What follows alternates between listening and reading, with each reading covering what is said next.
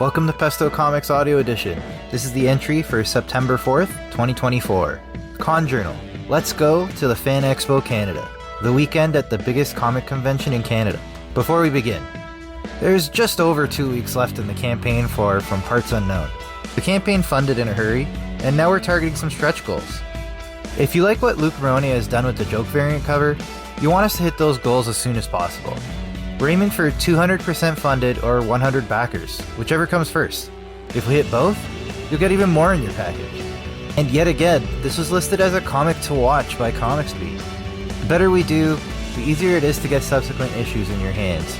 Even if you don't like comics, we have rewards for you that'll help us hit those stretch goals. Visit it on Kickstarter and lend your support. Are digital comics worth it?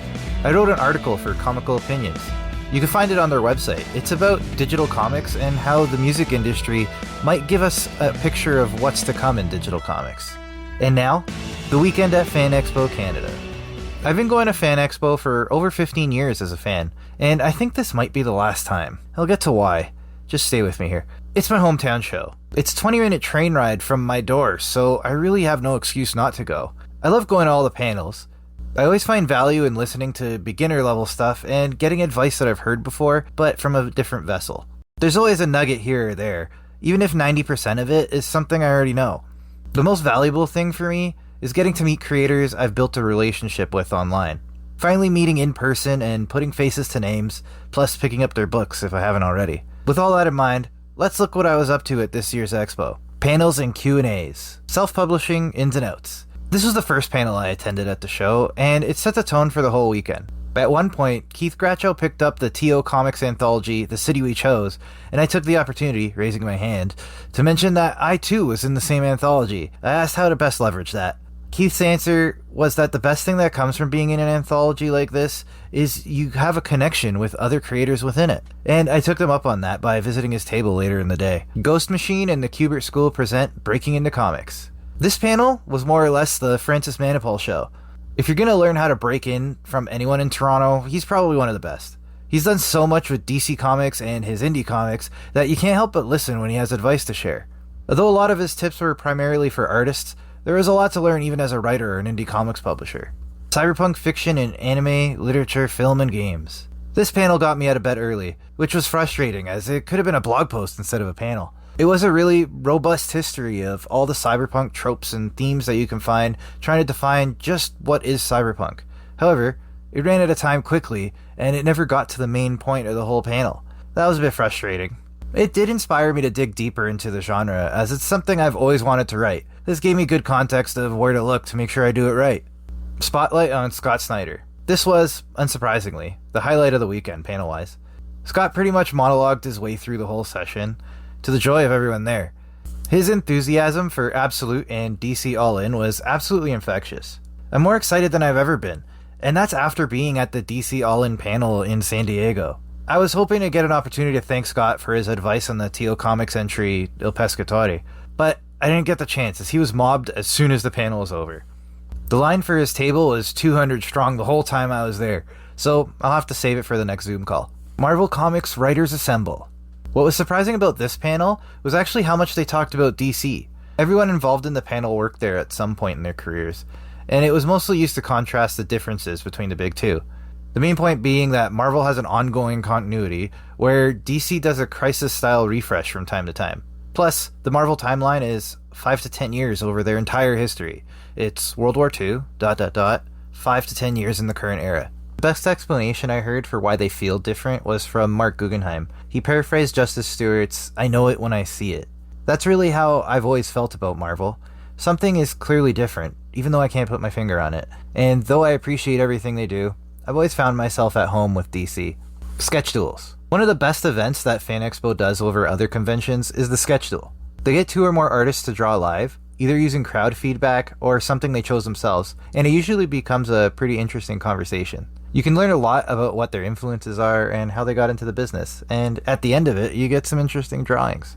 I wasn't lucky enough to win any of the art myself, as I didn't win the raffle, but I took pictures. Since you're listening, if you're not looking at the Substack, I highly recommend checking it out. I've posted everything there.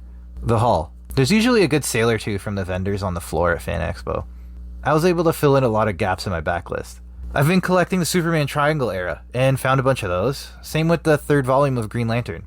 Beyond that, there are some DC books that I've been looking for that I finally got to get my hands on. This included the run of Wonder Girl from the Infinite Frontier era, plus a full run of Batman White Knight. And I picked up the first 15 issues of Superboy. More importantly, I was able to get a couple books from indie creators. First up was by the previously mentioned Keith Gratchow.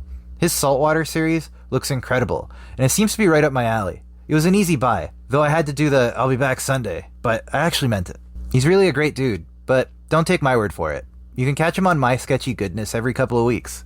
I was also able to pick up Dead Work by Lyndon Rodchenka and Stephen Call at Infinite Studio. Lyndon and I have been talking for a while online as part of Scott Snyder's Black Jacket Club, so it was nice to finally meet in person. They had an excellent setup at their table, and I think I have to steal a few ideas for my next show. By the way, that's Hamilton Comic Con, September 21st to 22nd.